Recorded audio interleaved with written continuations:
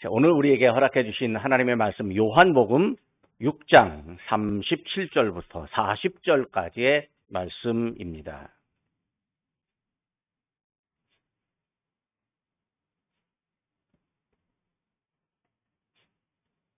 요한복음 6장 37절부터 40절까지의 말씀입니다.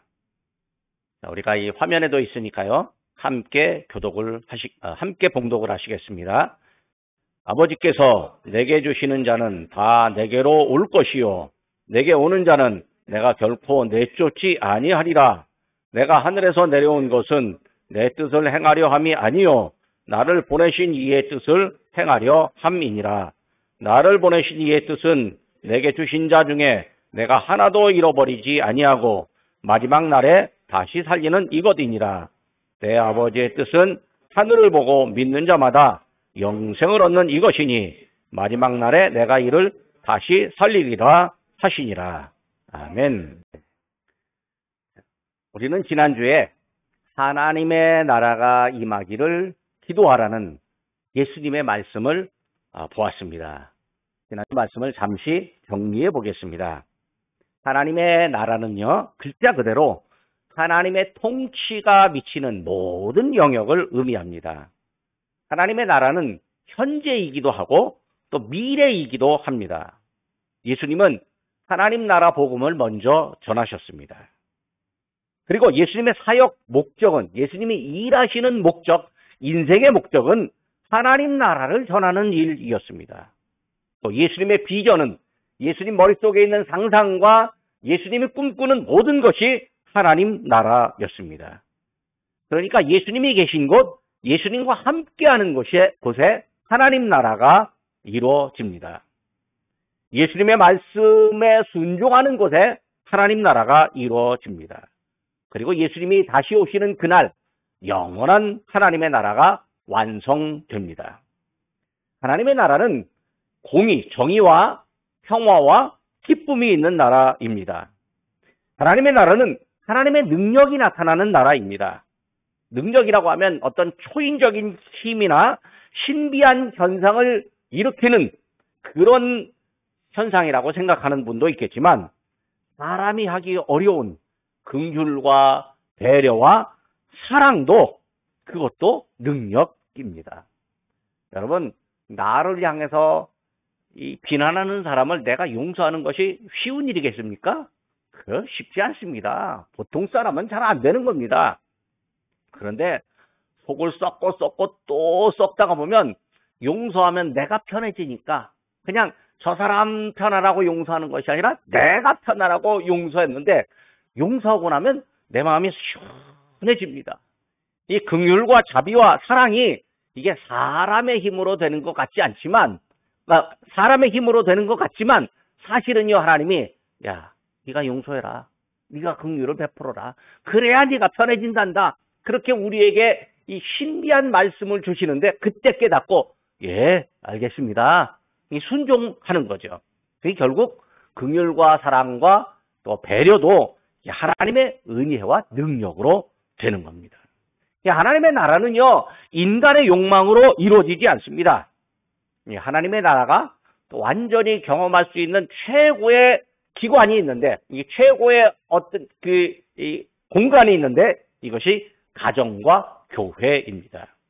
그러니까 가장 이상적인 가정, 가장 이상적인 교회를 경험하면, 그곳에서 우리는 하나님의 나라를 경험할 수가 있습니다. 어떤 분들은 기독교 국가가 되면 하나님 나라가 건설된다라고 생각합니다. 하지만 기독교 국가가 하나님 나라를 건설하는 건 아닙니다. 우주와 생태계 모든 영역에 하나님의 공의와 하나님의 평화가 편만해야 됩니다. 기독교 국가를 건설했다 할지라도 그 기독교 국가의 지도자가 기독교의 이 교회의 또 하나님의 사랑과 하나님의 긍휼과 자비가 없이 그냥 나와 조금 다르다고 해서 압박을 해버린다면 거기에는 하나님의 나라가 이루어지지 않을 수도 있습니다. 심지어 지금 이 시대에는요, 사이버 세계가 뜨고 있습니다. 가상 세계가 있습니다. 메타버스라고 해갖고 가상 세계도 있는데 거기에도 하나님의 나라가 이루어져야 되는데 하나님의 공의와 평화가 나타나고 또 하나님의 은혜가 임해야 합니다. 메타버스라고 하는 가상세계가 뜨고 있습니다. 저는요, 메타버스 참 이해하기도 어렵습니다. 아마 처음 들어보시는 분이 더러 계실지도 모르겠습니다. 내가 조종하는 나의 아바타가 있는데요. 그 나의 아바타가 은행을 찾아가갖고 내가 조종하는 대로 그 은행의 그 직원 아바타와 대화를 하면서 은행 업무를 처리합니다. 이게 쉬운 노릇이겠습니까? 젊은 사람들은 금방금방 하지만요. 우리는요, 컴퓨터 앞에 앉아서 엄청 헷갈려야 됩니다. 그런데요, 그 가상세계 안에서도 이 범죄가 막 일어나고 있습니다. 우리 일상생활이 그대로 보여지는데 그 안에 범죄가 일어나고 있습니다. 이런 세계 안에서도 하나님의 뜻에 따라서 공의와 평화, 기쁨이 나타나야 되고 그렇게 맛보도록 하는 기술과 역량이요, 믿음의 사람들에게 요구되고 있습니다. 오늘은 예수님이 가르쳐 주신 주기도문 7번째로서 하늘에서 이룬 것처럼 아버지의 뜻이 하늘에서 이룬 것처럼 땅에서도 이루어져야 한다는 그 예수님의 간구를 보려고 합니다. 이 내용은 3가지가 있습니다. 첫째는 뜻이 무엇을 의미하는지, 즉 하나님의 뜻과 아버지의 뜻이 무엇인가에 관한 것입니다. 두 번째는 아버지의 뜻이 하늘에서 이루어졌다라고 하는 거죠. 세 번째는요, 하늘에서 이루어진 아버지의 뜻이 오늘 우리가 사는 이 땅에서도 이루어지기를 원하는 예수님의 간구입니다. 하나님의 나라가 임하는 기도와 연결되는 간구이기도 합니다. 즉 하나님의 나라가 임하옵시며, 이건 뭐예요? 하나님의 뜻이 다시 땅에서도 이루어지게 하옵소서, 똑같은 기도의 맥락입니다. 첫 번째로 하나님의 뜻이라고 하는 게 뭘까요? 구약에서 사람들은요, 하나님의 뜻을 분별해야 할 때가 있었습니다. 중요한 일을 하려고 하면 하나님의 뜻이 뭘까라고 생각하고 하나님께 묻고 또 응답에 따라서 실천했습니다. 구약의 사람들이 하나님의 뜻을 아는 방법으로는 하나님으로부터 직접적으로 말씀을 듣는 경우도 있고 또 어떤 자연현상으로 분별할 때도 있고 때로는 제사장이나 예언자처럼 하나님의 말씀, 하나님의 뜻을 잘 아는 사람에게 가서 묻고 대답을 듣는 방법도 있습니다. 어떤 때는요, 제비를 뽑아갖고 그 제비 뽑기에 의해서 하나님의 뜻을 묻는 경우도 있었습니다. 비록 사람이 수행하는 일이지만 하나님의 뜻에 맞으면 하나님이 거기서 도우시고 하나님의 뜻에 맞지 않으면 하나님이 허락하지 않으시거나 실패하게 하는 경우도 있었습니다. 그런데 이제 이 구약의 하나님의 뜻을 적용할 때는 대부분 하나님을 경외하는 한 사람, 또 혹은 하나님을 경외하는 이 민족 공동체가 현실에서 복을 누리고 현실에서 어떤 성취를 하고 또 이 복을 누리고 성취한 것이 지속하기를 원하는 그런 뜻이 많았습니다. 그러니까 개인과 작은 민족 공동체를 향한 하나님의 뜻이었습니다. 그러면 이제 오늘날에는 하나님의 뜻이 어떻게 나타나고 어떻게 알 수가 있을까요? 오늘날도요, 하나님의 뜻을 안다라고 하는데 어떤 사람은 막 통계시라고 말합니다. 하나님의 신비한 음성을 들었다라고 말하는 사람도 있습니다. 어떤 사람은 자연현상을 보고 하나님의 뜻을 해석하기도 합니다. 우리가 코로나19로 3년 동안 고생을 했는데 이 코로나19 때 하나님의 뜻을 해석하는 경우가 참 많았습니다. 저도 나름대로 하나님의 뜻을 해석하기도 했습니다. 또 어떤 사람은요, 신비한 능력을 보인다라고 하는 목사님, 또 사역자를 찾아가서 하나님의 뜻이 뭘까요? 라고 묻기도 합니다. 마치 점쟁이 찾아가는 것과 비슷한 그런 마음을 갖고 찾아가기도 합니다. 그러나 이제 그것은 구약의 방법을 그대로 답습하는 것이고요. 오늘날 이 시대에는 누구나 동의하고 통일된 방법을 갖고 있어야 되는 거죠. 하나님께서 우리에게 주시는 하나님의 뜻을 알게 하는 통일된 방법, 그게 뭘까요? 그것은 바로 성령의 감동에 의해 쓰여진 성경을 보고 아는 방법입니다. 또 성경을 보고 하나님의 뜻을 구별하는 데는 누구나도 다 동의합니다. 그런데요, 문제는 개별적인 사건의 해결이나 방향에 따라서는 성경을 보는 사람마다 또 해석이 다를 수도 있습니다. 말하는 내용이 다를 수도 있습니다. 해석의 주체가 있고 해석의 과정에 사람의 욕망이나 또 생각이 담길 수도 있기 때문에 그렇습니다. 그래서 해석하는 데 따라서 하나님의 뜻을 종합하고 또 집약한 방향성이 있어야 되는 거죠. 방향이 있어야 돼요. 예를 들어 하나님께 영광이 되는 자, 또 공동체에 유익이 되느냐, 사랑과 긍휼이 나타나고 있느냐, 예수님의 권위를 훼손하지 않고 예수님의 권위보다 내가 앞서지 않고 성령의 능력을 의지하고 있는지를 살펴봐야 하는 거죠. 그러니까 우리가 깨어서 말씀을 읽고 묵상하고 또 해석과 의견을 분별하는 지혜가 우리에게 필요합니다. 그래서 또 우리가 기도하면서 하나님의 뜻을 다르게 알아듣는 지혜를 주십시오. 이렇게 기도해야 됩니다. 자, 그러면 하나님의 뜻이 과연 무엇일까요? 성경에는요, 하나님의 뜻, 아버지의 뜻이라고 직접적으로 언급한 내용들이 있습니다. 구약에는 그다지 많지 않습니다. 에스라 7장 18절에 여호와의 뜻이라고 표기했는데 한 4번 정도 나옵니다. 이 중에 이제 우리가 기억할 말씀이 하나가 있습니다. 잠언 19장 21절의 말씀입니다. 사람의 마음에는 많은 계획이 있어도 오직 여호와의 뜻만이 완전히 서리라. 그러니까 사람이 계획하고 일을 행하지만 그것은 사람의 수명에 따라서 다를 수도 있고 또 때로는 한 10년 지나고 나면 사라질 수 있지만 하나님이 세우신 뜻은 영원할 것이다. 이렇게 가르쳐 주는데 그걸 우리가 깨닫고 알아듣고 우리 삶에 적용하는 것이 곧 지혜라고 말할 수 있습니다. 신약에서는요, 하나님의 뜻, 아버지 뜻이 뭘까요? 이것은 구약과는 좀 다릅니다. 구약은 개인과 민족 공동체에 제한되었다면 신약은요, 인류 공동체입니다. 그리고 지구와 생태계와 우주, 때로는 보이지 않는 곳까지라도 포함하고 있습니다. 보이지 않는 복도 포함하고 또 사람이 상상할 수 있으나 상상이 되지 않는 영역까지도 포함되고 있습니다. 이 역시 지속성을 가져야 하는 거죠. 예를 들어서 이 건강이라고 하는 단어를 WTO 세계보건기구에서 뭐라고 말했냐면 사람의 몸과 또 가정과 영혼까지라도 안녕한 상태라고 그렇게 말하고 있답니다.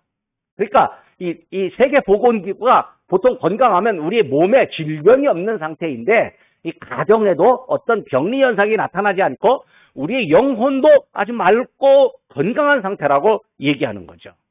그렇다면요, 그 건강이 전인적인 건강이라고 그렇게 말할 수 있습니다. 이 전인적인 건강이 우리에게는 하나님의 뜻이고 복이라고 말할 수 있습니다. 신약에는요, 하나님의 뜻, 아버지의 뜻이라고 언급한 곳이 상당히 많습니다. 또 하나님의 소원, 하나님의 소망, 하나님의 원함이라고 말하는 경우도 있습니다. 디모데전서 4장 12절 말씀입니다. 하나님은 모든 사람이 구원을 받으며 진리를 아는 데 이르기를 원하시느니라. 데살로니가전서 4장 3절입니다. 하나님의 뜻은 이것이니 너희의 거룩함이니라. 또 우리가 매우 좋아하는 데살로니가전서 5장 16절부터 18절 말씀입니다. 우리 장로님이 참 잘 외우고 계시더라고요. 항상 기뻐하라, 쉬지 말고 기도하라, 범사에 감사하라. 이는 그리스도 예수 안에서 너희를 향한 하나님의 뜻이니라. 그러니까 하나님의 뜻이 하늘에서 우리를 향한 기쁨, 우리를 향한 감사, 또 우리를 향한 예수님과 성령님의 기도가 하늘에 있는데 이 땅에서도 그대로 나타나기를 원합니다. 라고 우리에게 기도하라고 예수님이 가르쳐 주신 것이에요. 사실 하나님의 뜻은요, 아들이신 예수님을 세상에 보내신 아버지 하나님의 목적, 아들이신 예수님의 사역과의 관련성에서 보아야 합니다. 아들이신 예수님은요, 하나님의 뜻을 완전히 알고 계셨습니다. 또 이 땅에서 하나님의 뜻이 이루어지도록 일하셨습니다. 예수님은요, 아버지의 뜻을 행하려고 이 땅에 오셨습니다. 우리가 이제 38절 말씀에 아버지의 뜻을 행하려고 오셨다고 하는 것을 보았습니다. 또 예수님이 직접 아버지의 뜻을 말씀하셨습니다. 오늘 본문의 40절 말씀입니다. 내 아버지의 뜻은 아들을 보고 믿는 자마다 영생을 얻는 이것이니 마지막 날에 내가 이를 다시 살리리라. 사도 바울은요, 아버지의 뜻이 아들이신 예수님을 통해서 이루어졌다라고 하는 것을 믿었습니다. 그리고 사람들에게 전했습니다. 갈라디아서 1장 4절입니다. 그리스도께서 하나님 곧 우리 아버지의 뜻을 따라서 이 악한 세대에서 우리를 건지시려고 우리 죄를 대속하기 위하여 자기 몸을 주셨으니, 그러니까 아버지의 뜻을 따라서 당신을 희생했고, 그 희생의 결과가 뭐냐면 우리를 하나님께 인도하는 일이죠. 바울이 깨달은 하나님의 뜻은요, 우리가 죄로부터 건짐받는 것, 죄가 용서받는 것입니다. 우리 죄가 우리를 완전히 감싸고 있는데 이 죄를 완전히 벗겨내고 벗겨내려고 예수님이 당신의 몸을 희생하셨습니다. 그러니까 예수님이 당신의 희생이 곧 아버지의 뜻임을 알고 있었습니다. 예수님은요, 공생의 사역 마지막에 십자가를 앞에 두고 아버지의 뜻을 언급하셨습니다. 우리를 살리기 위해서 당신이 희생의 제물이 되는 일, 십자가를 지는 일이 아버지의 뜻임을 알고 계신데, 이게요, 인간적인 고통을 따릅니다. 우리가 누군가를 위해서요, 좀 착한 일 도와주는 일을 하잖아요. 그것도 이게 그 사람이 항상 기뻐서 고맙습니다, 감사합니다, 뭐 이렇게 하는 것 같죠? 처음에는 그렇게 합니다. 근데 조금 지나면요, 왜 전에는 4개 주던데 오늘은 왜 3개밖에 안 줍니까? 뭐 그렇게 얘기합니다. 아니, 전에 4개 줬어도요, 오늘 3개 주면 그거 감사한데 전에하고 비교합니다. 그래서 왜 전에는 그만큼 했는데 지금은 안 하냐고 불평을 터뜨립니다. 때로는요, 아니 다른 사람은 더 많이 주고 왜 나에겐 조금 줍니까? 뭐 그렇게 말하기도 합니다. 이게요, 받아도 받은 것만큼 늘 감사하지 않습니다. 그러면요, 주는 사람은요, 속이 씁쓸합니다. 아니, 내가 베풀어 주는 건데도 남으로부터 원망과 불평을 듣는다면요, 이게 마음이 편하지 않습니다. 그러니까요, 선한 일을 해도요, 내 마음에 고통이 찾아오는 거예요. 그런데 내 마음에 고통을 감수하면서 내가 인격이 성숙하고 선한 일을 지속적으로 하는 사람, 그런 사람을 우리는 이제 훌륭한 사람이라고 그렇게 말을 하는 거죠. 예수님께서 겟세마네 동산에서 번민에 쌓인 기도를 하셨습니다. 누가복음 22장 42절입니다. 아버지요, 만일 아버지의 뜻이거든 이 잔을 내게서 옮기시옵소서. 그러나 내 원대로 마시옵고 아버지의 원대로 되기를 원합니다. 이 아버지의 뜻은요, 우리를 향한 예수 그리스도를 통한 하나님의 계획입니다. 예수님의 목적입니다. 예수님이 생각하고 가르치신 하나님의 뜻이요, 오늘 우리들에게 이루어지는데, 이게 우리의 죄가 용서받고 우리가 구원받고 영원한 생명을 얻는 것입니다. 하나님이 우리를 사랑하십니다. 즉 하나님이 우리를 사랑하시는 것, 그것 자체가 하나님의 뜻입니다. 우리가 잘 아는 요한복음 3장 16절 17절이죠. 하나님이 세상을 이처럼 사랑하사 독생자를 주셨으니 그를 믿는 자마다 멸망하지 않고 영생을 얻게 하려 하심이라. 하나님이 그 아들을 세상에 보내신 것은 세상을 심판하려 하심이 아니라 그로 말미암아 세상을 구원하려 하심이니라. 그런데요, 오늘 우리에게 하나님의 뜻이 이루어졌다라고 우리가 믿지만 이 세상에서는요, 하나님의 뜻, 아버지의 뜻, 예수님의 뜻을 모른 채 살아가는 사람이 너무 많습니다. 하나님의 말씀이 들려지고 능력이 나타나도 예수님이 가르치신 아버지의 뜻을 모르고 사는 사람들이 있습니다. 세상에 지혜롭다고 하는 사람들이 하나님의 뜻을 모르고 있습니다. 오히려 하나님은요, 어린아이들에게 예수님의 뜻, 하나님의 뜻을 알려주었습니다. 누가복음 10장 21절입니다. 그때 예수께서 성령으로 기뻐하시며 이르시되 천지의 주제이신 아버지여, 이것을 지혜롭고 슬기 있는 자들에게는 숨기시고 어린아이들에게는 나타내심을 감사하나이다. 옳소이다. 이렇게 된 것이 아버지의 뜻이니이다. 세상에서 우리가 참 놀라운 지식을 갖고 있다라고 보이는 그런 사람이 하나님의 뜻은 모르고 오히려 아무것도 모를 것처럼 보이는 그 사람에게는 하나님의 뜻이 알려지기도 합니다. 그런데요, 그럼에도 불구하고 하나님은 당신의 뜻이 이루어지기까지 참고 계십니다. 기다리고 계십니다. 베드로후서 3장 9절의 말씀입니다. 오직 주께서는 너희를 대하여 오래 참으사 아무도 멸망하지 않고 다 회개하기에 이르기를 원하시니라. 하시느니라. 하나님이 왜 참고 계실까요? 하나님이 나를 향해서도 참고 계십니다. 왜 그러실까요? 한 사람이라도 더 하나님 앞에 오기를 원하시기 때문입니다. 예수님은요, 작은 자 한 사람이라도 잃어버리기를 원하지 않는 아버지의 뜻을 말씀하셨습니다. 예수님이 잃은 양을 찾은 사람 이야기를 하면서 마태복음 18장 14절 말씀입니다. 이와 같이 작은 자 하나라도 잃는 것은 하늘에 계신 너희 아버지의 뜻이 아니니이다.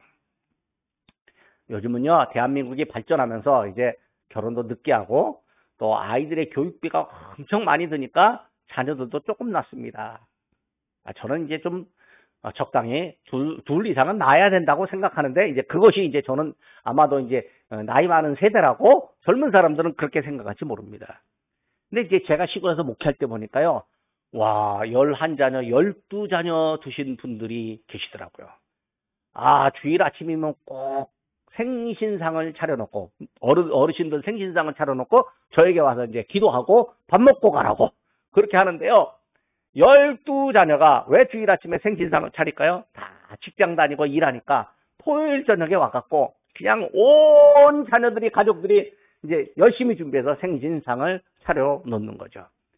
와, 그 가지 많은 나무에 바람 잘 날이 없다고 자녀들이 많으면 부모가 걱정할 일도 많기는 하는데, 야, 12명이 와서 그 작은 시골집에 그냥 가득한데요. 그것도 보기 좋습니다. 제가 이제 물어봤어요. 누구를 더 사랑하십니까? 이게 우문입니다. 누구를 더 사랑하나? 이게 어리석은 질문입니다. 자녀들 12명 중에 누구를 더 사랑하십니까? 라고 물어보면요, 아주 현명한 대답입니다. 다 사랑합니다. 그런데요, 살다 보니까 막내로 내려갈수록 더 사랑스럽기는 하더이다. 뭐 그렇게 말을 하더라고요. 그런데 10손가락 깨물어서 아프지 않은 손가락이 어디 있겠습니까? 다 아픈 거죠. 자, 여러분, 하나님이 누구를 더 사랑하실까요? 똑같습니다. 다만 하나님 앞에 사랑받을 일을 좀 더 하면 하나님이 그 사람에게 사랑받는 일을 하니까 그 사람에게 내가 너를 사랑한다라고 하는 말씀을 좀 더 많이 하시는 거죠. 누구나 다 사랑하고 계세요. 누구나 다 우리가 아프면요, 하나님 다 아파하시는 거죠. 우리 예수님 다 아파하시는 거죠. 근데 그걸 또 오해하는 사람이 있어요. 하나님이 언제까지 참을 것이고 사랑이 많으신 하나님이니까 죄인이라고 할지라도 영벌에 처하지 않는다, 지옥 안 가게 할 거다, 이렇게 주장하는 사람도 있습니다.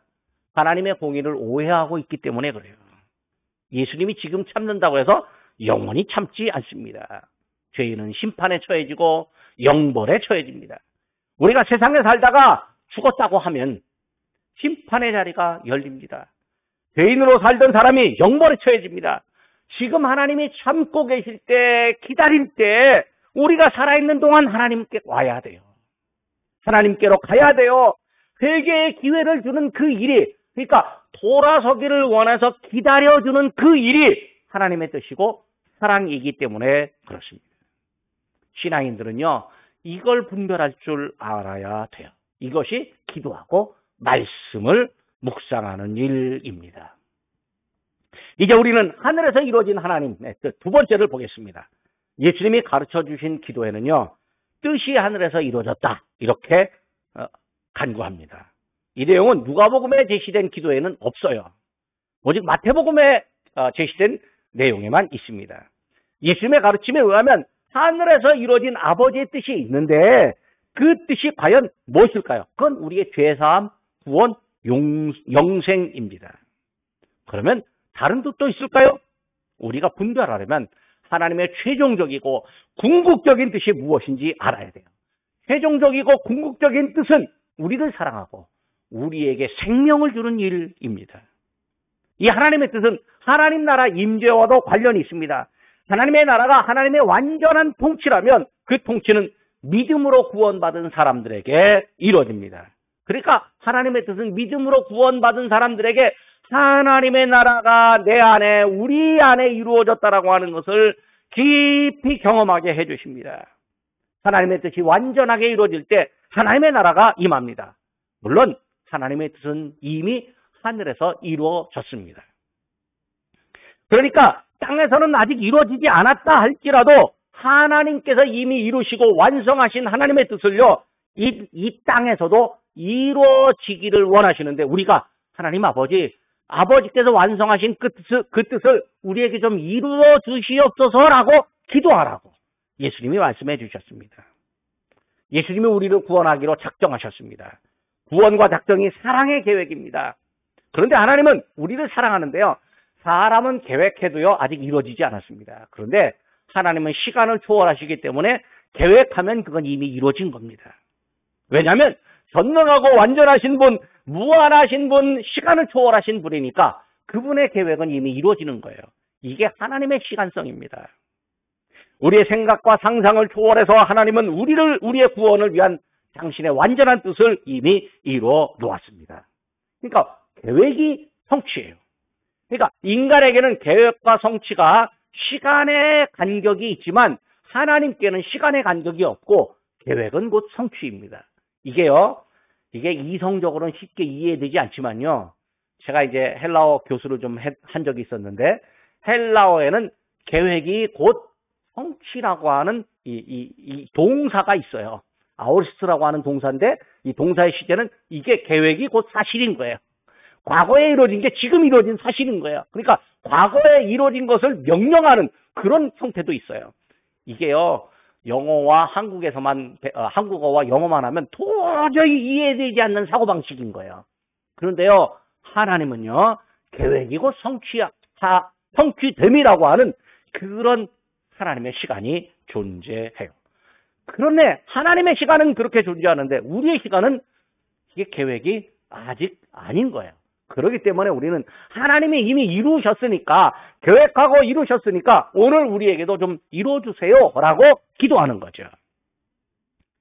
그리고요, 그 하나님의 계획을 누가 알고 계셨냐? 예수님이 다 알고 계신 거예요. 아버지가 아들에게 아버지의 뜻을 알려주고 아들은 아버지의 뜻을 모두 다 알고 있었어요. 그래서 아들이 아버지에게 아버지 뜻을 세상에도 좀 이루어 주십시오, 이렇게 간구하는데 우리에게도 아버지 뜻이 이루어지게 해달라고 기도하거라, 그렇게 기도를 가르쳐 주신 거예요. 사람들은요, 하늘로 올라가기도 하고 비행기를 타고 날아가기도 하고 우주선을 타고 지구 바깥으로 가기도 하고 달나라에 착륙하기도 하고 화성에 우주선을 띄우기도 합니다. 그러면 하늘의 모든 것을 다 아는 것처럼 착각하기도 합니다. 하지만요, 우리는 하늘에 대해서 모르는 게 너무 많습니다. 모르는 게 훨씬 더 많습니다. 우리도 하나님의 뜻을 모르는 게 훨씬 더 많습니다. 그러나 하나님께서 우리에게 알려주고 계시는데 알려주신 그 하나님의 뜻이 있고 점점 더 조금씩 더 성령께서 조명하시는 만큼 우리의 이성에 의해서 깨달아갈 뿐입니다. 만약에 하나님이 우리에게 알려주시지 않는다면, 성령이 조명하시지 않는다면 우리는 하나도 깨달을 수가 없습니다. 세 번째로, 이제는 이 하늘에서 이루어진 하나님의 뜻이 땅에서 이루어지게 해주십시오라고 하는 간구를 봅니다. 원문을 보면 이루어진다라고 하는 말이 됐다라고 하는 뜻입니다. 된다라고 하는 뜻입니다. 그러니까 이제 이것도 명령법입니다. 하나님의 계획이 됐으니까 땅에서도 좀 되게 해주세요라고 간구하는 거예요. 근데 이게 먼저 패턴이 있는데 하나님의 뜻이 이루어졌고 땅에서 이루어지는 거예요. 하나님 먼저, 그 다음에 우리입니다.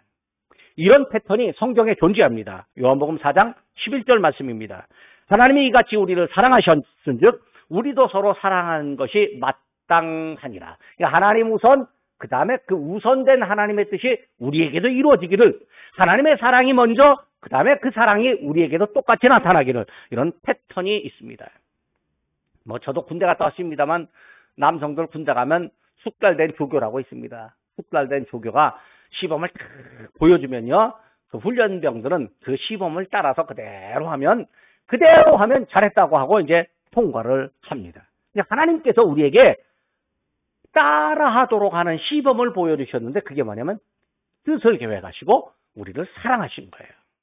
그리고 우리에게도 아버지의 뜻을 수행하고 사랑하라고 알려주신 겁니다. 예수님은 하나님을 우선하는 신앙을 가르쳐 주셨습니다. 마태복음 7장 21절입니다. 나더러 주여 주여 하는 자마다 다 천국에 들어갈 것이 아니요 다만 하늘에 계신 내 아버지의 뜻대로 행하는 자라 들어갈 것이다. 어떤 사람은 이걸 행동해야 천국 간다라고 해석을 하는데 이 해석이 그게 아니고요. 하나님 우선이라고 하는 해석을 해야 마땅한 거예요. 마태복음 12장 50절입니다. 누구든지 하늘에 계신 내 아버지의 뜻대로 하는 자가 내 형제요 자매요 어머니라 하시더라. 이게 뭐냐면 육신의 형제 자매를 말하는 것이 아니라 먼저 하나님의 뜻을 알고 그 뜻을 따르라고 하는 우리의 삶의 어떤 사고방식과 패턴을 말씀해 주시는 거죠. 그러니까 예수님에게는 언제나 하나님 아버지가 먼저였어요. 자녀들에게는 부모님이 먼저여야 되고 부모님은 자녀가 먼저이듯이 예수님은 먼저 하나님의 뜻을 말씀하셨어요. 그러니까 아버지 우선은요, 예수님이 생각하고 말하고 행동하는 원칙이었던 거예요. 그리고요, 이런 신앙생활은요, 부모 세대로부터 또 자녀들에게로 계승돼야 됩니다. 어른들이 알게 된 하나님의 뜻이요, 자녀 세대에게도 알려줘야 됩니다. 이스라엘 백성들이요, 오직 하나님만 섬기겠다라고 약속을 했는데요, 자녀들에게 그걸 못 가르쳤어요. 사사시대에 모진 고통들이 있었고 하나님으로부터 아주 호된 훈련을 받았습니다. 여러분, 하늘에서 이루어진 하나님의 뜻이 오늘 우리에게 이루어지지만 이 패턴이요, 자녀 세대에도 그대로 이어져야 합니다. 이게 계승 패턴이 이루어져야 되는 거죠. 거기다가 특별하게 우리가 가져야 될 사고방식이 있습니다. 그건 이미 이루어진 것처럼 생각하는 거예요. 하나님의 뜻이 이루어졌는데 땅에서도 이루어지게 해주옵소서 하면 아직 아닌 거잖아요. 하지만 이미 이루어진 것으로 믿는 거예요. 세상에서는 안 이루어졌지만 하나님이 이루셨으니까 언젠가는 세상에서도 이루어질 거라고 믿는 사람입니다. 이게 인간은요, 우리의 사고방식은 어떻게 되냐면 미래에 이루어질 것이 오늘 현재의 기쁨이 되기도 합니다. 우리 생각은 놀랍습니다. 짐승은요, 내일 될 일을 오늘 기쁨으로 생각하지 않습니다. 그렇지만 우리는 내일 될 일을 오늘 기쁨으로 생각합니다. 결혼하신 분들, 내일 결혼이면 오늘 밤 잠 못 자는 분 많이 있습니다. 왜 그럴까요? 설레기도 하고 염려되기도 하고 같은 여러 가지 생각이 있습니다. 학교 다닐 때 내일 소풍 가면요, 오늘 밤 잠을 못 잡니다. 왜 그럴까요? 내일 기쁨이 오늘 설레니까. 그러니까 내일의 기쁨이 오늘 와갖고 나를 움직이고 있는 거예요. 여러분, 내일 하나님께서 이루어주실 그 하나님의 뜻을 오늘 기대하고 있으면 오늘 이루어진 거예요.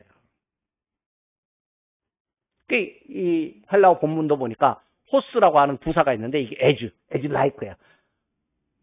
그대로 그것처럼이에요. 마가복음 11장 24절입니다. 그러므로 내가 너희에게 말하노니 무엇이든지 기도하고 구하는 것은 받은 줄로 믿으라.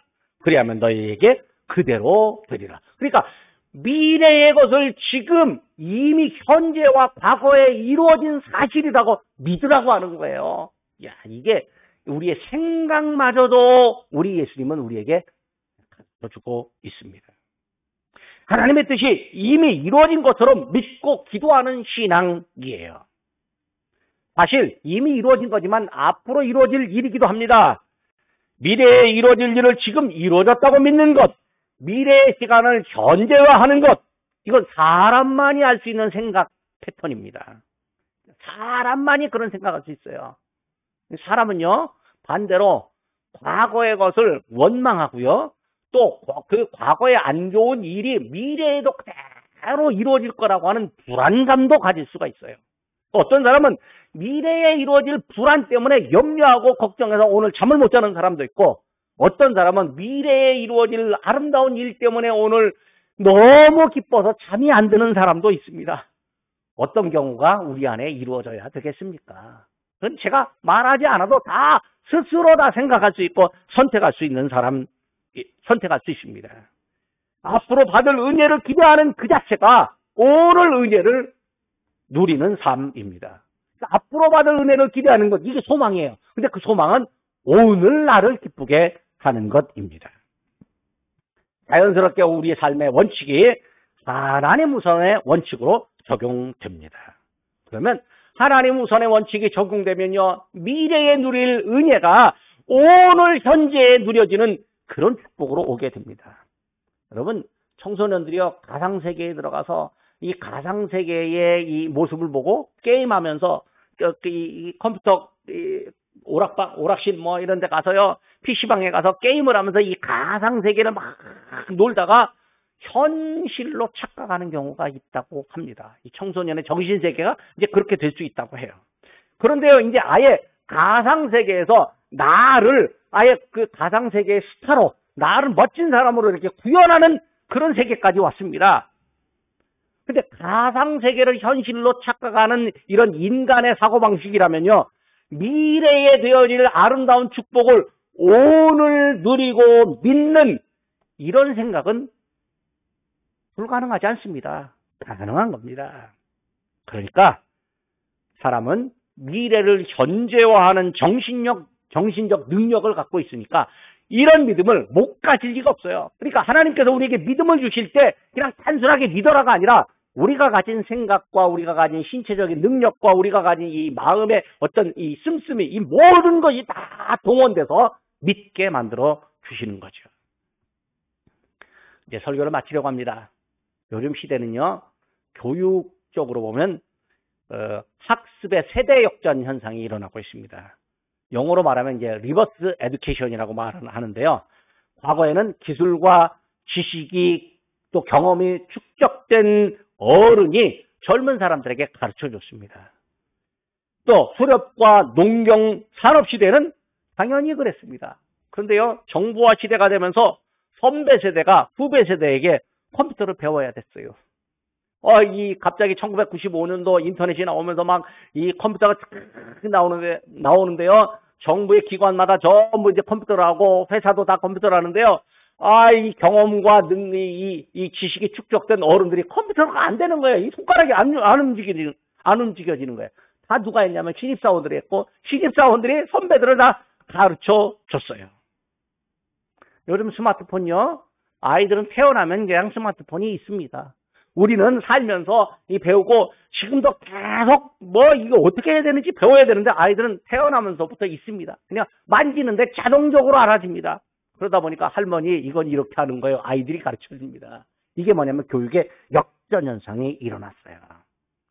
그럼에도 불구하고 이런 디지털 기계를 다루고 가상세계의 생각이 현실과 어떻게 분리되어야 하는지, 그리고 하나님의 뜻이 현실에서는 또 어떻게 이루어져야 하는지, 그것에 대한 가르침은요, 어른이 자녀들에게 해야 할 책임의 영역입니다. 신앙적 원칙을 세우고 강조하는 것, 예수님의 말씀을 가르쳐 지키게 하는 것만큼은 신앙의 선배가, 지도자가 후배들과 자라나는 세대들을 향해서 가르쳐야 할 일입니다. 그러니까 우리가 젊은 사람들에게 배울 건 배워야 되고요. 그들에게 알려줄 건 알려줘야 돼요. 알려줄 때도 그냥 계속 강조만 하면요, 잔소리한다고 귀를 안 엽니다. 하여튼 알려주는 방법도 우리가 배워야 되기도 합니다. 자, 이제 땅에서도 이루어지는 하나님의 뜻이요, 디지털과 가상세계에서도 이루어져야 하는 것입니다. 기도하겠습니다. 무한한 사랑으로 저희를 감싸주시고 죄인은 저희를 불러서 의인으로 삼으시며 저희를 자녀로 삼으신 하나님 아버지, 저희가 하나님의 뜻이 무엇인지 어떻게 분별해야 하는지를 알았습니다. 또한 하나님의 뜻이 하나님의 계획하심으로 완전하게 이루어졌으니 저희가 사는 날 동안 저희의 삶에서도 완전하게 이루어져야 함을 알았습니다. 하나님께서 이루신 온전하신 뜻이 저희에게도 이루어지도록 저희를 성령으로 다스려 주시옵소서. 하나님께서 저희에게 무엇을 주시거든 감사하고 어떤 일을 맡겨주셔도 충성스럽게 감당하도록 힘과 지혜를 주시며 하나님의 뜻이 저희 안에서 이루어지고 저희를 통해서 이 땅에서 이루어지게 해달라고 간구하게 하여 주옵소서. 세상의 평화와 질서가 무너지고 서로 대립하고 갈등하며 다툼이 많습니다. 그 결과 굶주림과 전쟁, 헐벗음과 방랑함이 이 땅에 점점 더 많이 생겨나고 있습니다. 하나님의 뜻과는 반대되는 현상들이 세상에 너무 많습니다. 기후와 생태계에 문제가 생기고 사람들에게 바르게 살라고 자연이 경고하고 있습니다.